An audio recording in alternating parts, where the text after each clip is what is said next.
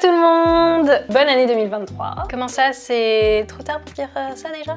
J'espère que vous allez bien. On se retrouve pour une nouvelle vidéo sur YouTube. Ça fait un petit moment que j'ai arrêté les vidéos. Vous avez peut-être remarqué ou pas. J'avais plein de choses à faire et du coup, eh bien, je n'avais pas eu le temps de faire mes vidéos, mais vous inquiétez pas, je vais essayer d'être un peu plus présente cette fois-ci. Il y a les vlogs de la Thaïlande qui vont arriver après cette vidéo. Il y en aura environ 2 ou 3, ça dépend. En tout cas, on est parti un mois en Thaïlande, donc il y a de quoi faire. Comme c'est la première vidéo de l'année 2023, je me suis dit qu'on allait faire un petit point sur cette année et je vais vous donner un peu mes résolutions.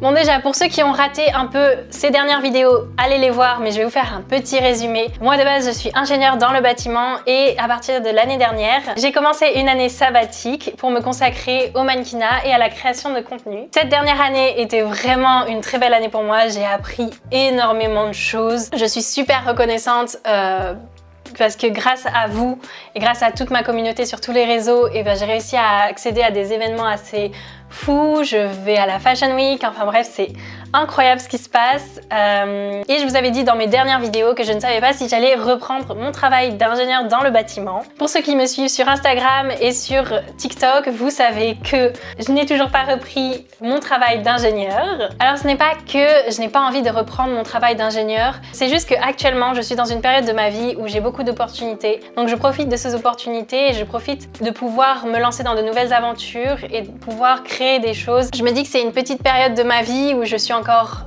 libre entre guillemets, mais où je n'ai pas vraiment beaucoup d'attaches et où je peux encore vraiment faire entre guillemets ce que je veux. J'ai un diplôme, j'ai mon expérience dans le bâtiment et ça personne ne me l'enlèvera et je suis sûre de pouvoir retrouver du travail cette année ou l'année prochaine si j'en cherche. Pour l'instant, je veux absolument profiter de ces opportunités. D'ailleurs, je suis toujours à l'écoute du marché sur LinkedIn parce que je regarde toujours un peu les annonces et le travail qu'il y a sur le marché du bâtiment. Ça m'intéresse, j'aime beaucoup quand même le bâtiment, mais c'est vrai que là j'ai l'opportunité de faire quelque chose que j'ai l'impression que je n'aurai pas l'opportunité plus tard de faire, donc je préfère me concentrer là-dessus. Donc on verra bien, mais pour l'instant ce n'est pas prévu que je reprenne le BTP tout de suite, ou alors je le ferai à côté de mes activités actuelles.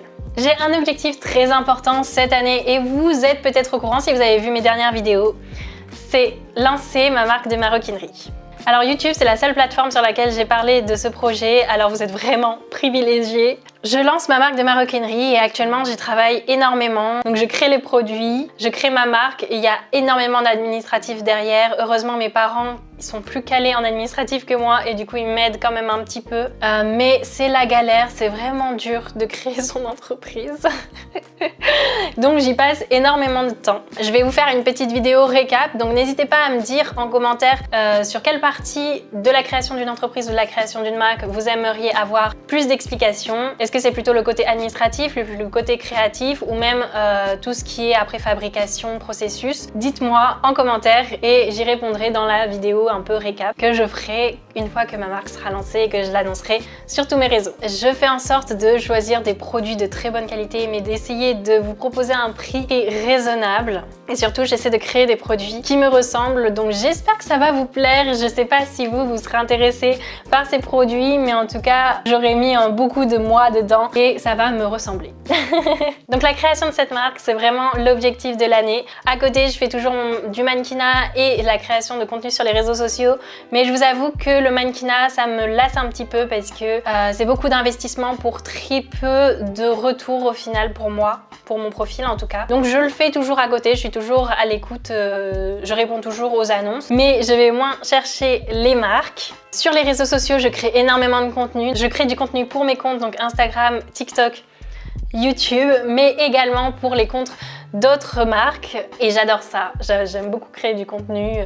C'est un peu ma partie créative que j'ai toujours refoulée depuis que je suis toute petite. J'ai toujours suivi des études très scientifiques et j'adore les sciences, j'adorais les maths quand même, mais ça veut dire que toute cette partie un peu créative, je l'ai jamais vraiment développée quand j'étais plus jeune et là je peux enfin le faire et ça me rend très heureuse. Comme je vous l'ai dit au début, j'essaie d'être plus active sur la plateforme, donc n'hésitez pas à liker la vidéo, à vous abonner à la chaîne si ce n'est pas encore fait, me suivre sur les réseaux sociaux et je vous dis à la semaine prochaine.